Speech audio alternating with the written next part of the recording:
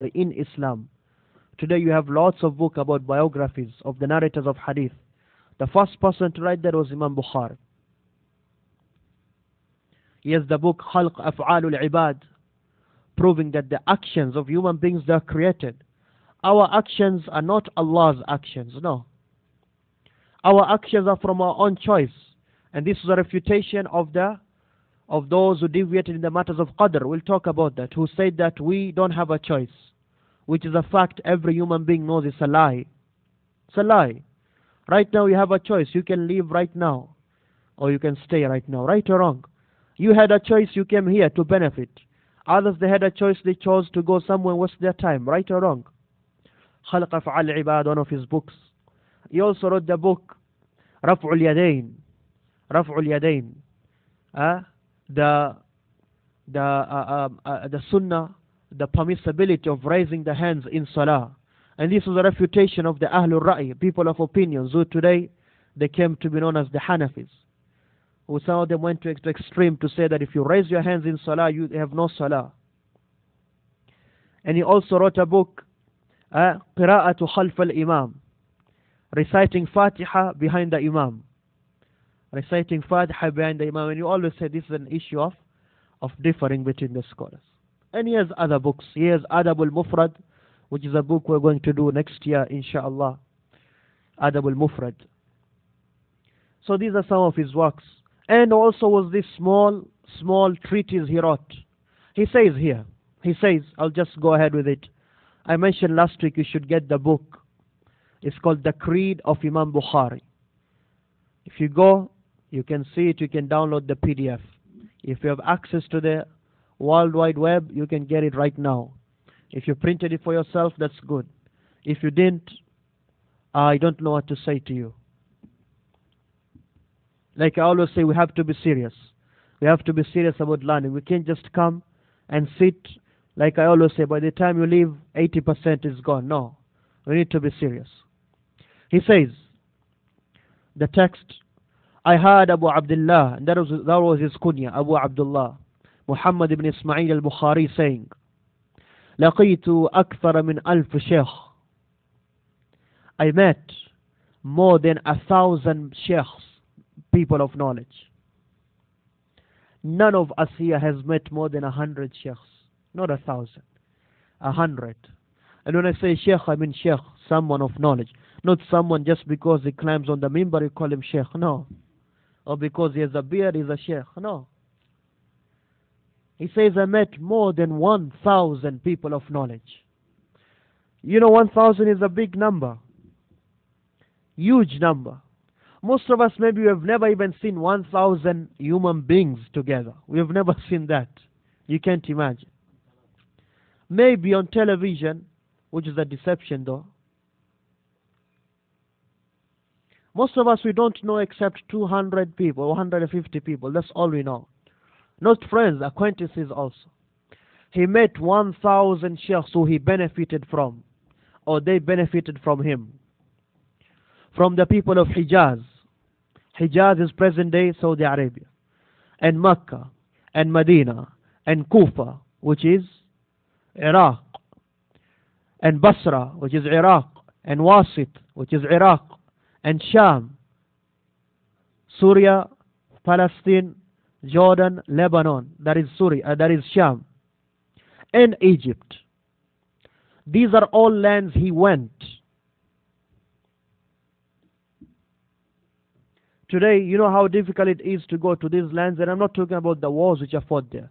Imagine having a trip to all of these lands. How much time does it require for you to go to all these places? How much money does it require? How much effort? They travel with no airplanes or cars or trains. They travel by camel, these people. For knowledge. They went for knowledge. That is the passion they had. From where? From Bukhara, Uzbekistan. When you go home today, look at the map, the world map. Where is Uzbekistan and where is Egypt? He went to all of these lands.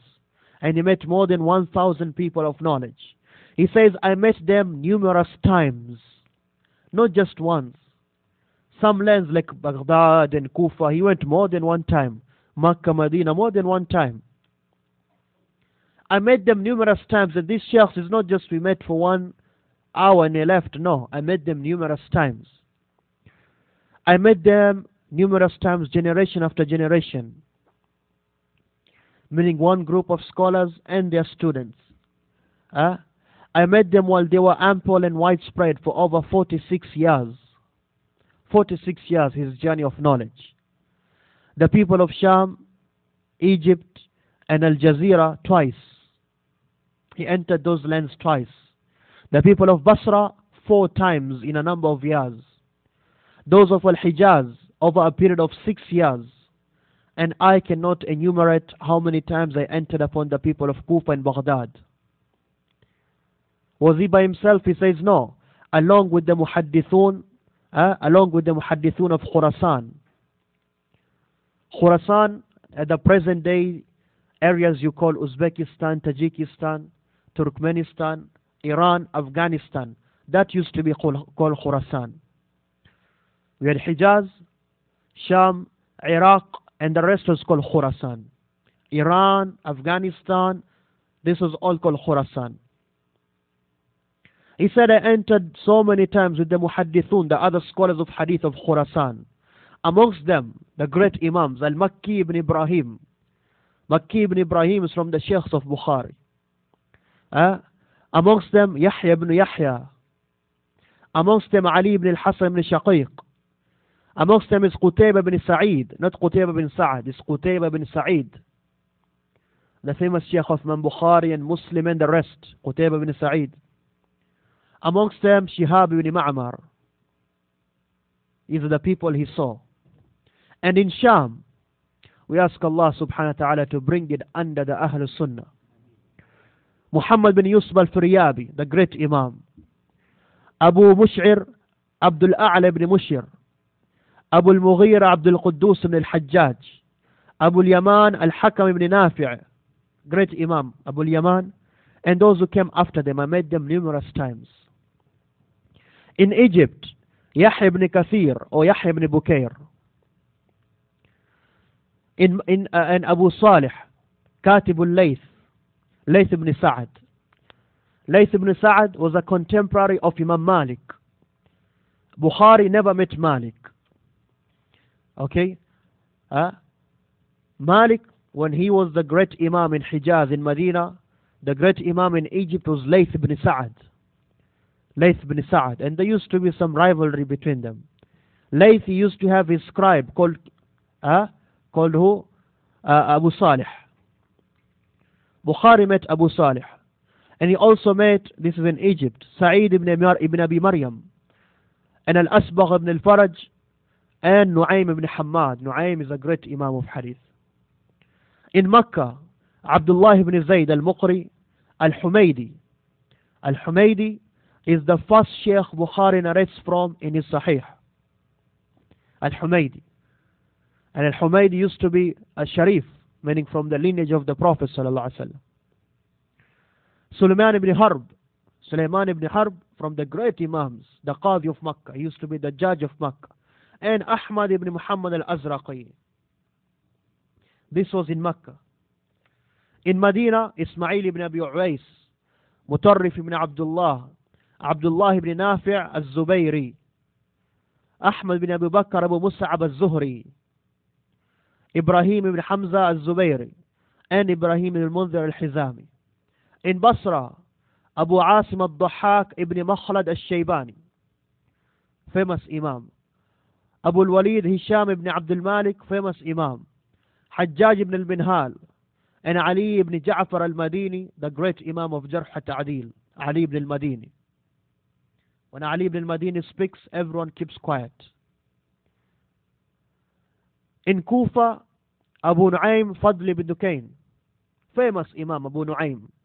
Also Ubaidullah ibn Musa, and Ahmad ibn Yusuf, and Qabisa ibn Uqba, and Ibn Umayr, and Abdullah and Uthman, the two sons of Abu Shayba. Ibn Abi Shayba, they're called. Next, in Baghdad, Ahmad bin Hanbal. Imam Ahmad, Imam Ahl Sunnah. His fame is more famous than fire. Ahmad bin Hanbal, you don't need an introduction for him. Yahya bin Ma'in. Ahmad bin Hanbal used to say, Bukhari has not seen anyone greater than himself.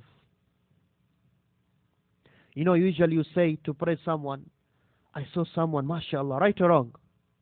They used to say, Bukhari has not seen someone better than himself. If he looks in the mirror, then he has seen the greatest person. Yahya ibn Ma'in, the great Imam, companion of Ahmad bin Hanbal, Abu Ma'mar, Abu Khaythama, Zuhair ibn Harb, and Abu Ubaid al-Qasim ibn Salam.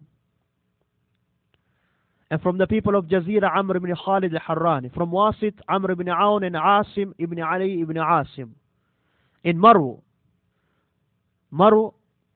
also from the towns of Khurasan. Today they call it Marv, M-E-R-V. I think it's in Iran today. It used to be called Marw.